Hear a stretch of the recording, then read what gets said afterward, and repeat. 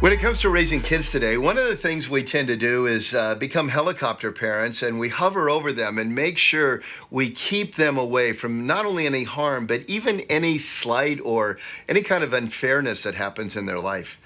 But one of the actual best things that you can do for your children is to teach them a respect for authority, even when authority isn't right. The scriptures are full of admonitions to respect those that are in authority, and they were written in a time where the government was an absolutely godless government.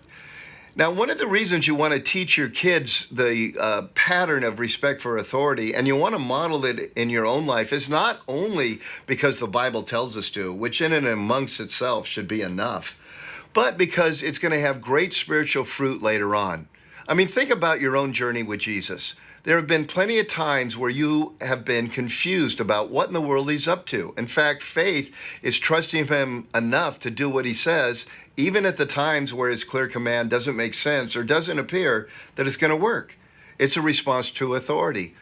And the unintended consequence of parents that are always rescuing their kids or always stepping in when the authority figures in their life are not exactly fair, or they're working through a tough situation that seems a little bit unjust and we want to get a lawyer and rescue them, is the unintended consequence of teaching them that when life is unfair, you don't play by the rules.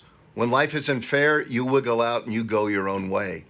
Well, if we teach our kids that, I can pretty much guarantee you that when God asks them to do that which seems unfair, unjust, or doesn't make sense, they're going to take their own path. They're not going to lean on the Lord. They're going to trust in their own understanding, and they're going to take their own way. That's not the way to raise good and godly kids.